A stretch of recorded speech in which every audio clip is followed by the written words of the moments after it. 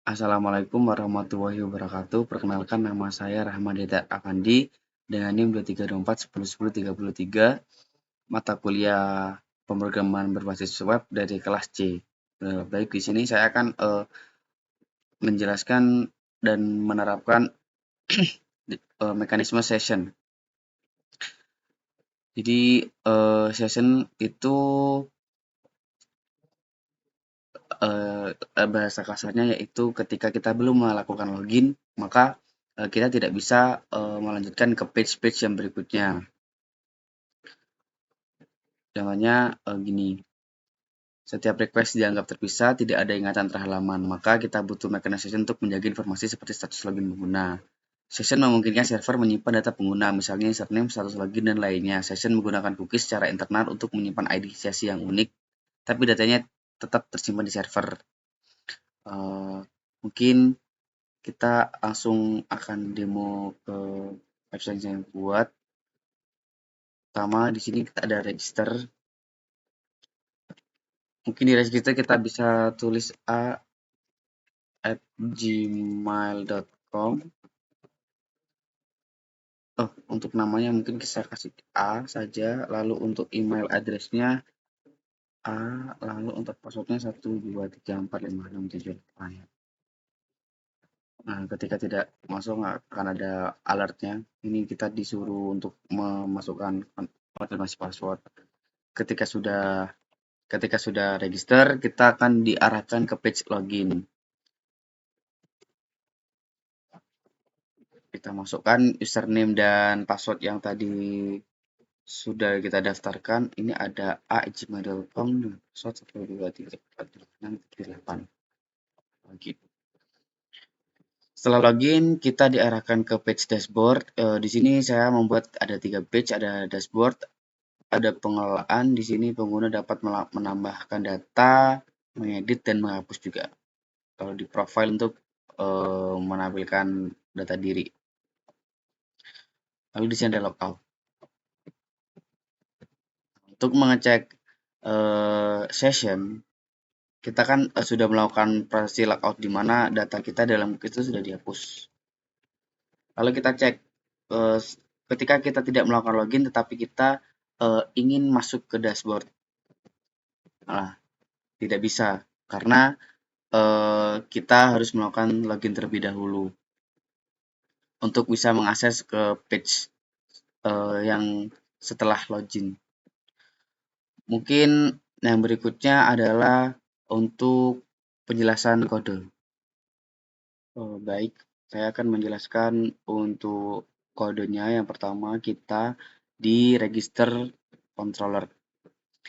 Jadi fungsi utama dari session login redirect dashboard ini, kalau kita sudah login langsung akan diarahkan ke dashboard. Kalau belum, kita memunculkan halaman register terlebih dahulu. Lalu ini untuk request validate ini memastikan inputnya valid, nama, email yang unik, password minimal 8 karakter, dan dikonfirmasi. Nah, ini user create ini menyimpan user ke database, password di hash supaya aman. Return redirect route login setelah berhasil daftar, user diminta untuk login, diarahkan ke page login. Baik, yang berikutnya kita ke login controller.php. Baik, jadi yang pertama if session login, return redirect ke dashboard. Ketika sudah login akan diarahkan ke dashboard. Nah, ketika belum login maka tetap menampilkan form login, maka tidak bisa. Lalu credential request validate, ya, validasi input login, email dan passwordnya itu divalidasi lagi. Lalu cek ke database apakah data if out attempt credential ini ngecek ke database apakah data itu cocok. Kalau cocok, buat ulang session ID atau keamanan, lalu simpan ke info login. Ini membuat sessionnya lalu disimpan ke info login. Lalu akan diarahkan ke dashboard.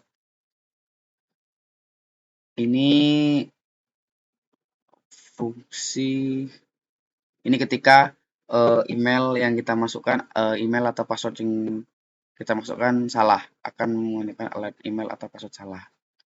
Lalu yang berikutnya public function ini logout dengan menghapus session dan srf. Lalu ketika kita melakukan logout, kita akan diarahkan ke login. Lalu ini logoutnya saya taruh di sini. Logout kemudian jadi satu dengan login controller. Nah, ini penghapusan session. Lalu kita ke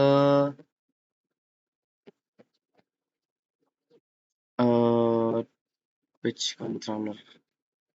Nah, ini if session ini sama, kalau belum login, username tidak bisa masuk ke halaman dashboard atau halaman CRD. Lalu